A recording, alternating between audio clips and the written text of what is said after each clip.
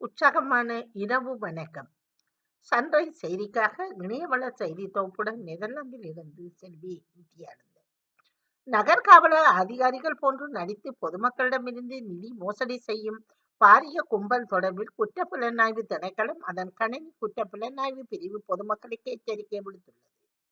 மோசடி தொடர்பாக பல முறைப்பாடுகள் கிடைக்கப்பெற்றுள்ள நிலையில் ஏற்கனவே சில சந்தேக நபர்கள் கைது செய்யப்பட்டுள்ளதாக நகர் காவலர் ஊடக பிரிவு தெரிவித்துள்ளது.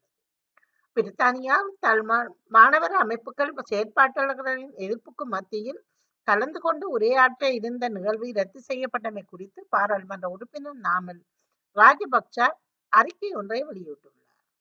யாழ்ப்பாண பல்கலைக்கழகத்தின் 40வது பட்டமளிப்பு விழாவில் பால்வகத்தைச் சேர்ந்த மாணவர்கள் இருவர் சாதனை படைத்துள்ளார்.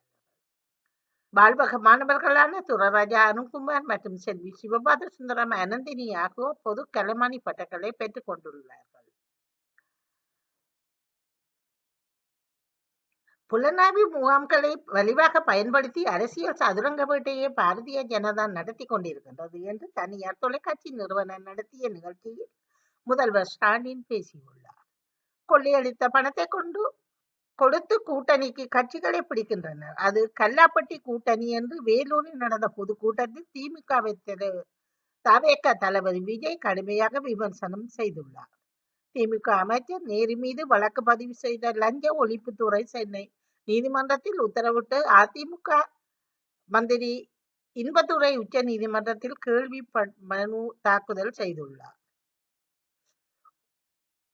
மெக்சிகோவில் மிகவும் தேடப்பட்ட நபரான ஜலிஸ்கோ நியூ ஜெனரேஷன் போதைப்பொருள் கடத்தல் கும்பலின் தலைவர் நெமேசியோ ஒஸ்குவேரா செரபோன்டோஸ் இராணுவத்தின் விசேட பாதுகாப்பு நடவடிக்கையில் கொல்லப்பட்டுள்ளதாக சர்வதேச ஊடகங்கள் தெரிவித்துள்ளன. அமெரிக்க அதிபர் டொனால்ட் ட்ரம்புக்கு சொந்தமான புளோரிடா பண்ணை வீட்டுக்குள் ஆயுதத்துடன் நுழைய முயன்ற நபரை உளவு பிரிவு அதிகாரிகள் சுட்டுக் கொண்டிருக்கிறார்கள். சம்பவம் நடந்த போது டொனால்ட் ட்ரம்ப் வீட்டில் இல்லை. இது தொடர்பாக அமெரிக்க இரகசிய படையின் செய்தி தொடர்பாளர் அந்தோனிய கூறுகையில், டொனால்ட் ட்ரம்ப் வீட்டுக்குள் ஆயுதத்துடன் சட்டவிரோதமாக அத்துமீறி நுழைய முயன்ற ரகசிய சேவை பிரிவு சுட்டுக் கொண்டிருப்பதாகவும், அமெரிக்க நேரப்படி அதிகாலை 1:30 மணிக்கு இந்த சம்பவம் நடந்து சுட்டுக் கொல்லப்பட்டவருக்கு 20 வயது இருக்கும் என அதிகாரிகள் தெரிவித்திருக்கின்றார்கள்.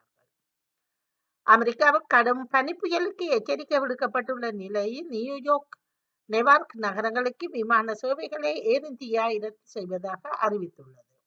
நியூயார்க், நியூஜெர்சி அதனை சுற்றியுள்ள நகரங்களில் இன்று நாளையும் கடுமையான பனிப்பொழிவு நிலவும் என்று பனிப்புயல் வீசுவதற்கான வாய்ப்புள்ளதாக அந்நாட்டு வானிலை ஆய்வு மையம் எச்சரிக்கை விடுத்துள்ளது.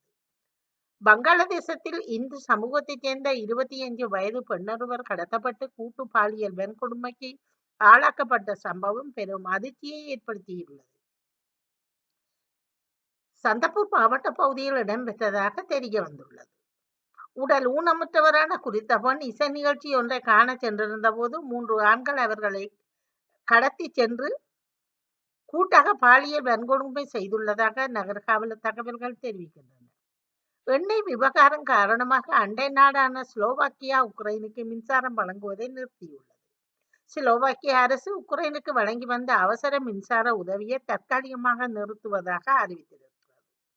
ரஷ்யா தொடர்ந்தும் உக்ரைனின் எரிசக்தி அமைப்புகளை தாக்கி அங்கு அடிக்கடி மின்சார தடை ஏற்படுகின்றது. இந்த நிலையில் எண்ணெய் விநியோகத்தில் ஏற்பட்ட பிரச்சனை காரணமாக ஸ்லோவாக்கியா இந்த முடிவை எடுத்திருக்கிறது. கடுமையான இதய நோயால் பாதிக்கப்பட்ட ஒரு குழந்தை ஏர் பிரான்ஸ் நிறுவனத்தின் நைரோபி பாரிஸுக்கு விமான பயணத்தின் போது உயிரிழந்துள்ளது. சிகிச்சைக்காக பிரான்சுக்கு கொண்டு வரப்பட்டிருந்த இந்த குழந்தை 23ஆம் தேதி திங்கட்கிழமை நேற்றைய தினம் நைரோபியிலிருந்து பாரிஸ் நோக்கி புறப்பட்ட விமானத்தில் சுவாச கோளாறால் பாதிக்கப்பட்டு இறந்திருப்பது தெரிய வந்துள்ளது. விளையாட்டு செய்திகள். இந்திய Premier League IPL 2026 Chennai Super Kings அணிக்காக இந்திய அணித்தலைவர் MS தோனி விளையாட உள்ளார். மினி ஏலத்துக்கு முன் CSK தோனியை 4 கோடி ரூபாய்க்கு தக்க வைத்துள்ளது. இந்தியாவின் வேகப்பந்து வீச்சாளர் ஐஸ்பிரித் பும்ரா 2026 T20 உலகக்கோப்பை சூப்பர் 8 சுற்றில் தென்னாப்பிரிக்காவுக்கு எதிரான போட்டியில் வரலாற்று சாதனை படைத்துள்ளார். கிறிஸ் கெய்லின் 17 ஆண்டுகள் பழமையான T20 உலகக்கோப்பை சாதனையை சிம்ரன் ஹட்மையர் முறியடித்துள்ளார். மும்பை வான்கடே மைதானத்தில் நடைபெற்ற T20 உலகக்கோப்பை போட்டியில் மேற்கு இந்திய தீவுகள் அணியின் வீரர் சிம்ரன் ஹெட்மையர் அபாரமான ஆட்டத்தை வெளிப்படுத்தி இருக்கின்றார் என்பது குறிப்பிடத்தக்கது. இத்துடன் செய்திகள் நிறைவடைகின்றன. நன்றி, வணக்கம்.